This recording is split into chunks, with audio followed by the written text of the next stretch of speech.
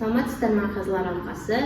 Мен Маңғыстау облысы Қарақия ауданы нөмір 4-ші жалпы білім беретін мектептің математика пәні мұғалімі Жәнібекова Ақтидар Көшкенбайқызы.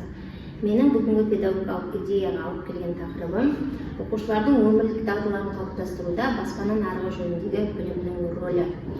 Бағыты шеберлік палитрасы, физика, математика бағытындағы пәндер. Баспана нарығы ұғымының маңыздылығы. Мақсаты, яғни менің идеямның мақсаты оқушылардың баспана нарығы ұғымын таныстырып, қаржылық сауаттылық пен өмірге қажетті шешімдерді қабылдау дағдыларын қалыптастыру. Міндеттері: бірінші, оқушылар баспана нарығы ұғымын және оның негізгі қатысушыларымен таныстырылады.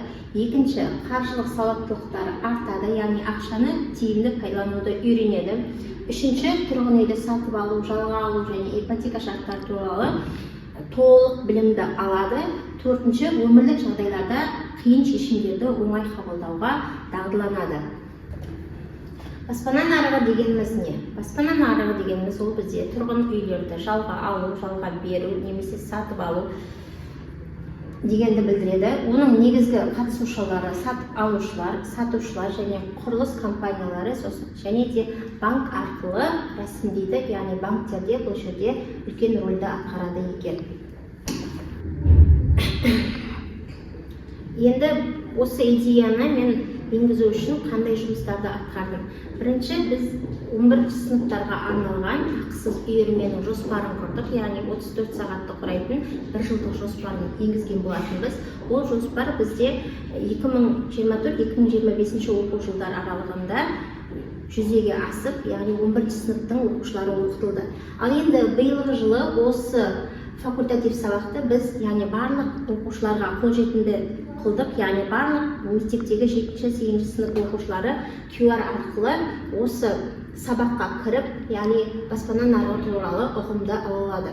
Келесі біздің жұмысымыз ол біздің 3D модель. Яғни 3D модельде біздер оқушылардың өздерінің арманындағы сатып алғысы келетін үйлеріне, яғни 3D модель арқылы экскурсия ретінде біз сабақ жүргізген болатынбыз.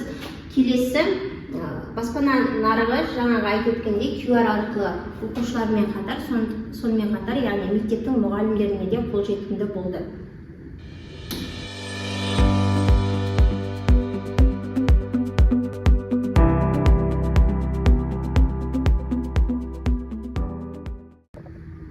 Үйдің 3D моделі. Мақсаты болашақ сатып алушылардың үйдің сыртқы және ішкі көрінісін нақты көрнекі түрде, яғни қолжетімді болады, олар көре алады. Енді 3D модельге кіретін болсақ,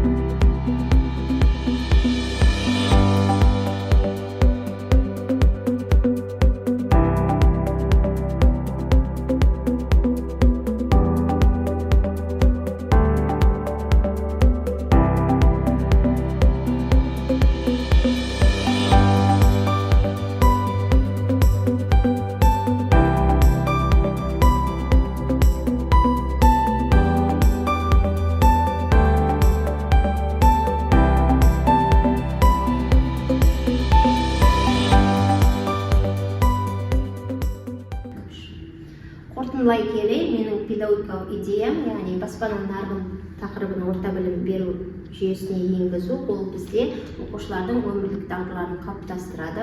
Факультатив сабақ ретінде олар оқушылар қаржылық сауаттылықтарын арттырып, яғни үйді алу барысында, сатып алу барысында олар яғни нақты жоспар құра алады.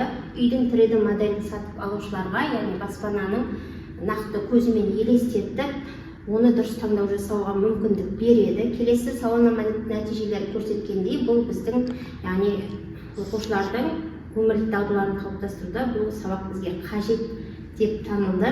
Келесі QR код арқылы сабақтың мазмұнына еркін қол жеткізу, ол бізде басқа да сынып оқушыларының қызығушылығын арттырды. Баспана нарығы ұғымын оқу процесіне енгізу оқушылардың тек теориямен ғана емес, өмірге бейім, саналы, нақты шешім қабылдай алатын ұрпақты тәрбиелеудің нақты мысалы деп білемін.